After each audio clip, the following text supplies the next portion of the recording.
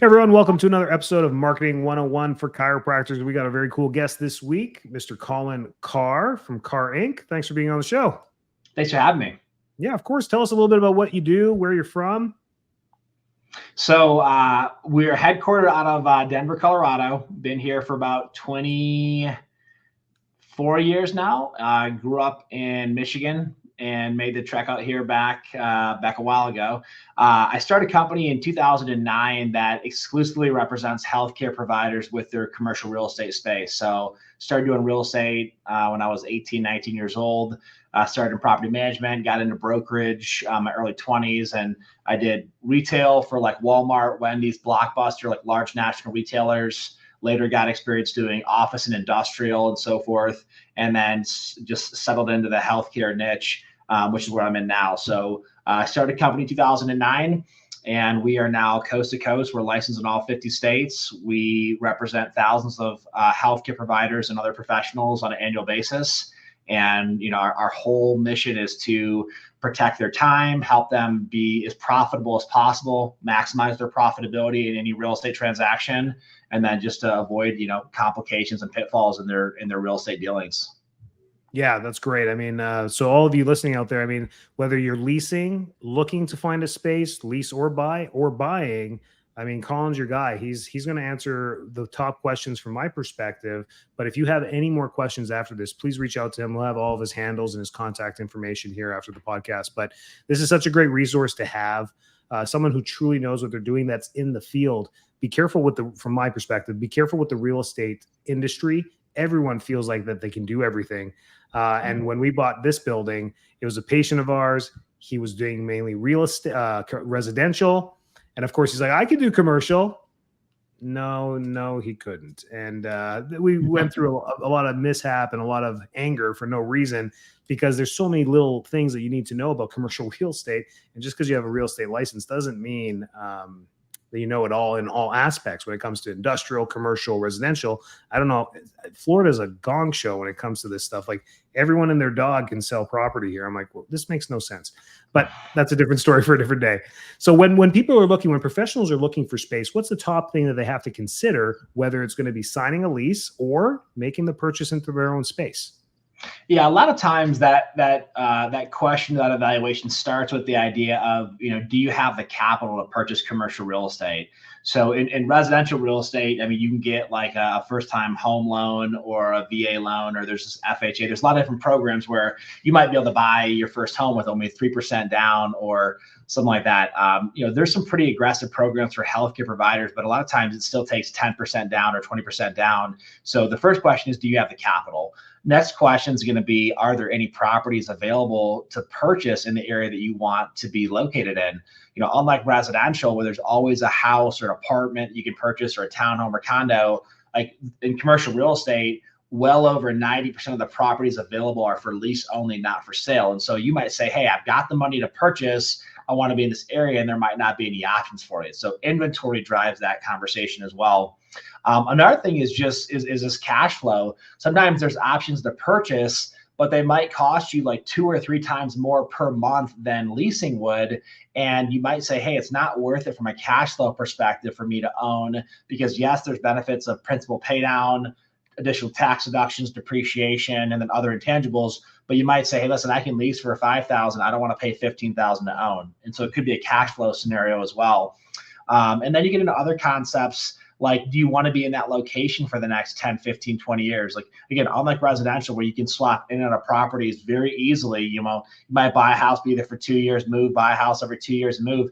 Commercial real estate is very challenging and very expensive to get in and out of. And so you don't want to just try to or assume that you can just move in and move out. It's very costly. And again, it's a lot more challenging to do a commercial loan than a residential loan. And then obviously you got concepts like the space is built just for your use or similar. Like, everyone looking for a house wants, bedrooms and bathrooms and kitchen and living room, et cetera, and a garage. Like, in commercial real estate, you have a setup for your individual practice. It becomes a very narrow market who could use it in its current condition, or someone has to come in there and do a whole renovation, et cetera. So use matters, timing matters, but assuming that You have the down payment, assuming that there are properties available for sale that you would want to be in, that you can see yourself there long term, that the size of the space will work for you for a very long time or indefinitely. Owning commercial real estate is a phenomenal opportunity. It's a phenomenal investment. The success of the investment is predicated upon you being the tenant and paying the rent. So who better to bet on as far as surety or guarantee of a tenant than yourself and your practice? But the beauty of that is every month you cut a check to your mortgage company, your net worth increases. Like you're paying down principal, you're building your net worth, just like in residential real estate. Every month you cut a check, your asset value goes up. You also get concepts like you get additional tax deductions with ownership. You get to depreciate the real estate over 39 years. You can do bonus depreciation, get a large tax deduction the first year or years that you own it. So a lot of great reasons to own. And then on the flip side, people say, well, why would you want to lease? Flexibility, less money out of pocket. When you lease, it's very common to get landlords to give you very healthy concessions. Like they'll pay for a large portion of your build out in a lot of scenarios, or the entire build out. They'll give you free rent during build out. They'll give you free rent once you open your doors to see patients. It gives you flexibility. And so, from a cash flow perspective, it usually costs less to lease. They give you concessions, which improve your profitability and cash flow, gives you flexibility.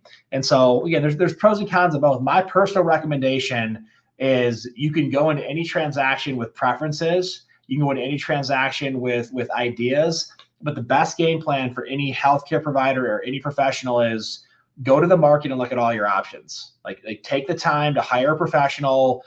Certainly you can lean or you can hope in a certain direction or want in a certain direction, but don't make a predetermined decision before you've seen your options, because you might go to market and say, I have to own, and you might find a location for lease that financially makes more sense. From a business, is going to make your practice worth a lot more, to attract more patients, et cetera. And so you might find a scenario that maybe is a little bit different than you thought going into it. So go to market, look at your options. That's a great way to start things. Yeah, absolutely. I mean, I think you nailed all of that there. Why would you lease? It's really truly about flexibility or getting in. I mean, many people right out of school starting their first business. I mean, you're probably going to lease. I mean, I don't know how you would get into a commercial property in your first year, but that's where it is. Now, you said a couple key things that I think people look over once. It's intimidating to get into leases. It's intimidating to work with corporations and landlords. Sometimes you have a local landlord. Sometimes you don't. My commercial acquisition was a conglomerate out of South Carolina that owned these properties. So that was a very transactional experience. There was no emotion behind it because these people there was no one to talk to. So, but when it comes to leases, you nailed a couple things there. TI, the allowance that is allowed for build out, time frame for free rent to get started. Sometimes tenants get walked over on that process because they really don't know what to ask. What's your recommendation there, aside from calling you prior to signing anything? Of course, what would you recommend they do? Well, I'll tell you this. I think it's really important to start out with the understanding that you're going into a high dollar negotiation. And although you might think that people are going to treat you fairly because you're sincere, because you're integrous, or because that's what you're hoping for, that's not going to be the case in a lot of scenarios. Most landlords are going to define a market lease rate by the most they can get you to pay. They're going to say, hey, listen, if you're willing to pay it, it must have been worth it for you. And if you wanted representation, you could have hired someone. It's kind of like this: the IRS assumes that you're smart enough to hire a tax professional, and if you're not, you don't get pardoned because you did it yourself and made mistakes. Like, you make a mistake, that's on you, and they're going to come for you. The police, it's the same thing. Like, you say, well, I didn't know that was a law. Well, that's on you. You should have known. You're going to have a punishment because of it. It's the same thing in commercial real estate. You can go in there sincere and you can say, hey, landlord, I don't know what I'm doing. Can you help me? The answer is they're going to help you pay a couple $100,000 more than you should. Okay. It's, again, I'm big on analogies. Like, you step into a boxing ring, like, the other person's not going to take it easy on you because you're not as good of a boxer. Like, you're going to get knocked out. Like, that's the way the game's played. So the first thing I tell you is, you want to hire representation. You should be doing your own taxes. You shouldn't be designing your own space. You should hire people that are experts in the area where you want to succeed at the highest level. Just like as a healthcare provider, you would tell someone, you shouldn't be pulling your own tooth. Like, yes, your son can walk on your back. There's probably a better way to get an adjustment. Like, again, the do-it-yourself approach is just fraught with areas for you to lose money, for you to get yourself in a really bad situation. Can you get a transaction completed? Absolutely. Can you sign a lease? Absolutely. Again, just like you can file your own tax return, doesn't mean to be done at the highest level or best. So questions like, you can go in there and you can say, hey, what are you guys offering for lease rates? What are you offering for TI allowance? How much experience do you guys have with healthcare? You can ask questions like that, but again, what you're doing when you start to ask these questions as an uninformed possible tenant is you are telling them, I don't really know what I'm doing. And so you're setting yourself up to fail, versus if you had an expert that took you to market, showed you your options, they're pre-qualifying, they're performing their due diligence, and they're advising you on the side. It just puts you in a place where the landlord realizes if you have an expert, they're not going to be able to take advantage of you. They're going to have to come with a more competitive offer. When you counter their first offer, they're going to have to be more reasonable on the response. And so you can go in there and just ask questions, but it's going to probably end up costing you a lot of money. A better approach would be to hire someone who specializes in healthcare, who has no conflicts of interest, and let them guide you and advise you in the process. And they're going to save you a lot of time and a lot of energy. Great. Yeah. Great question there.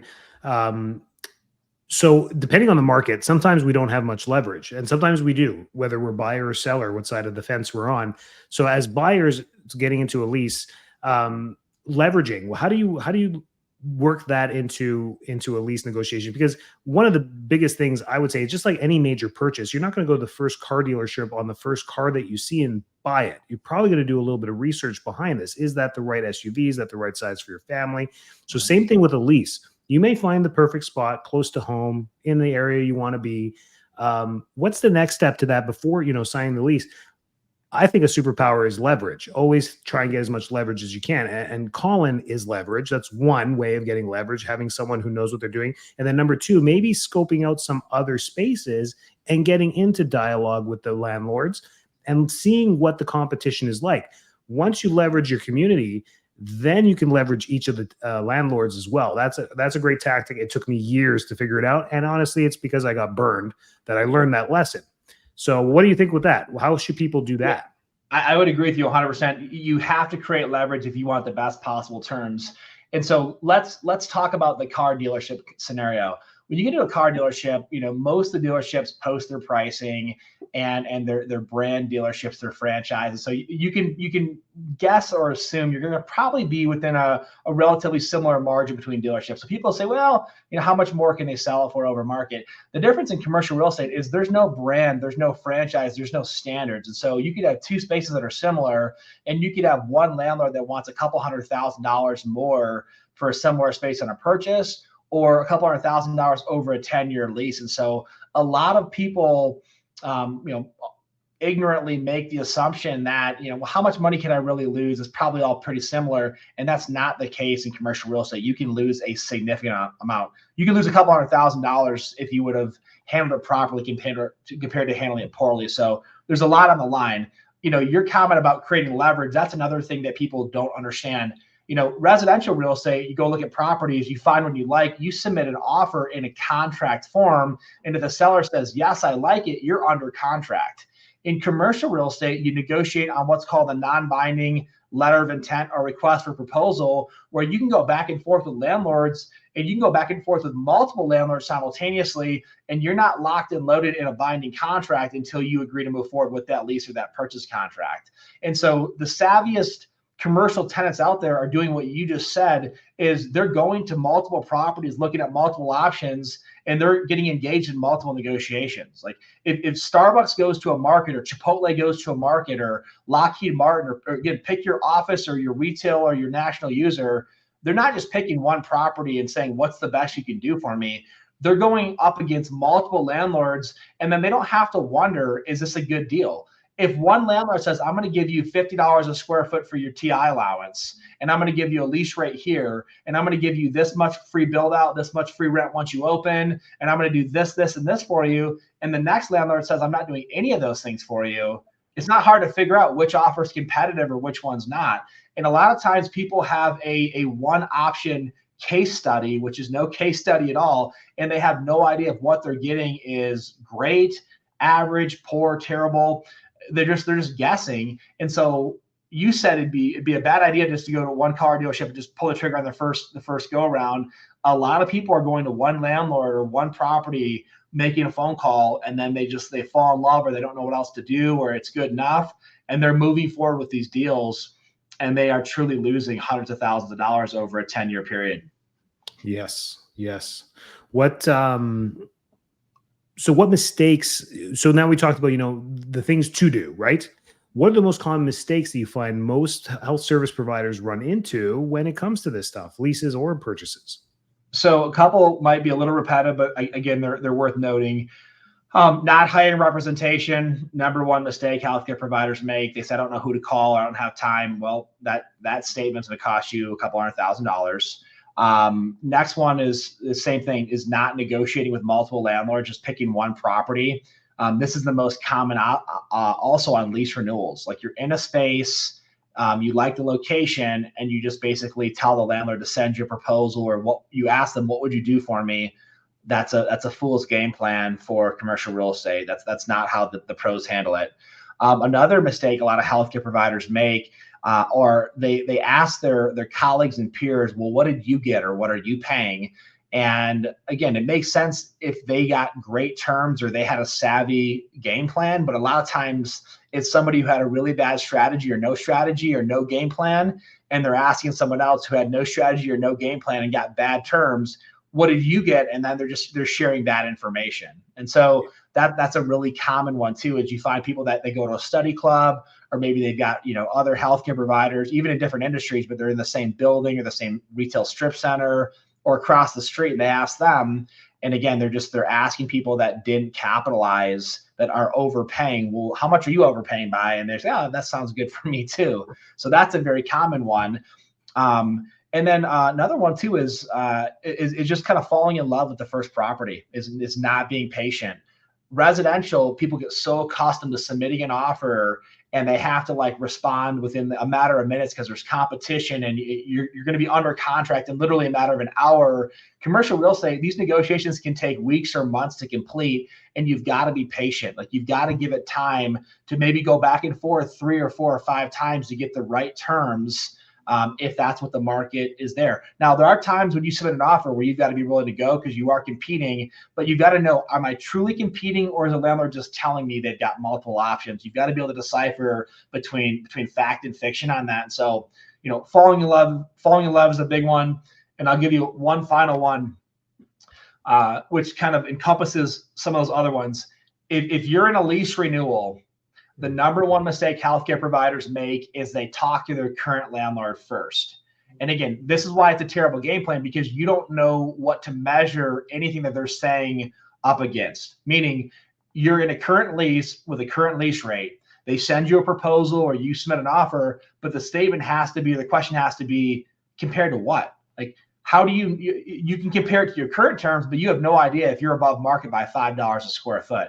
You have no idea if 2 or 3 landlords within a 3-mile radius would be willing to cut your rent by 20%, pay for an entire brand new build out to get you in their space, give you enough free rent to offset your moving costs. And so when healthcare providers are in lease renewals and they go to their current landlord first, they're showing the current landlord they don't know the market. They can't talk intelligently about what other people are offering. They can't talk intelligently about what they've seen so far in the market and why they're committed to not getting taken advantage of. All they can do is compare it to their current deal. And 9 out of 10 times the current deal at an end of a 5, 7, or 10-year lease is not competitive. It's ratcheted up every year, 6, 7, 8, 10 times, depending on how long the lease is. And they're probably over market, and they probably didn't get a good deal to start with. And so I would say, if you're doing a lease renewal and you're starting that conversation with your current landlord instead of going to the market, you're doing it in the improper sequence or improper order.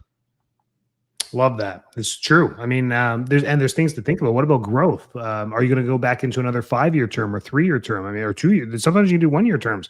So depending on your space there too, and that's just by knowing your market. And the market has changed so drastically. It's been a roller coaster these last 4 years. So things are changing through that as well. Great. Anything else you want to add to the group? I mean, you got a lot of ears here that everyone's always thinking, with my consulting and everything that I do, always they're planning. And that's what good businesses do, is even though they're in year 3 out of 5 of their term, they are planning 3 years down the road. So getting ready ahead of the game is great. Yes, we can't predict interest rates and what's going to happen next, but we can always plan, right? Yeah, no, I think you just hit a couple of things that are noteworthy. Right now interest rates are at an all-time high, and so some people are saying, "Well, I don't want to purchase." Here's what I tell you: if the deal still pencils right now, even if it's not as competitive as you like, rates are going to come back down again. It's not a problem to buy right now, because you're going to do what you do on your house. You're going to refinance in 2 years when they come back down. So don't turn off the idea of purchasing just because rates are higher right now.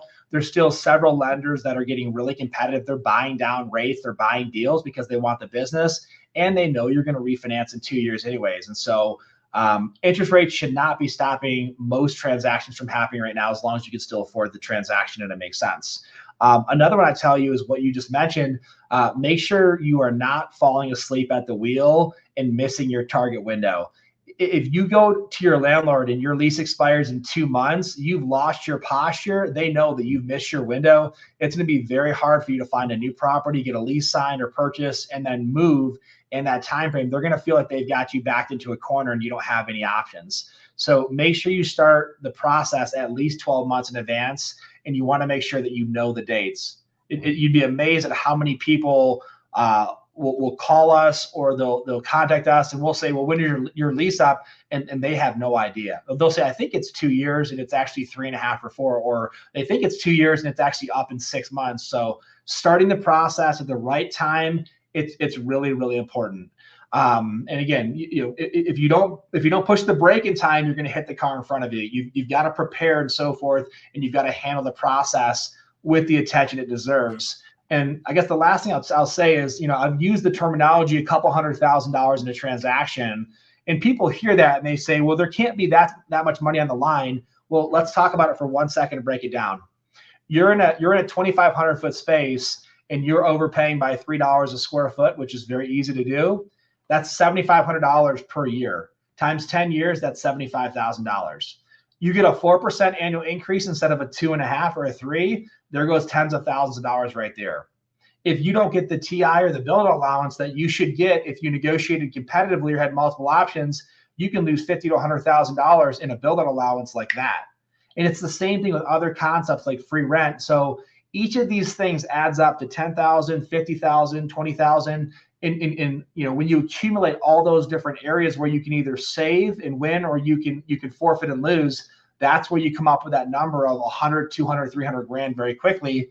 And then when you make $100,000 mistake on your lease, you've got to produce a lot of times $300,000, $400,000, $500,000 to pay for that mistake, because nobody bills $1 and keeps $1. You bill $1, you've got overhead, you've got expenses, et cetera. And so you bill $1, you keep 35 cents or whatever you might keep. So you make $100,000 on your mistake on your lease, you're going to have to go produce hundreds of thousands of dollars to pay for it. So just the overall idea is just like your health, like don't take your health for granted. Like don't overlook things, like get the care and the attention you deserve for your health.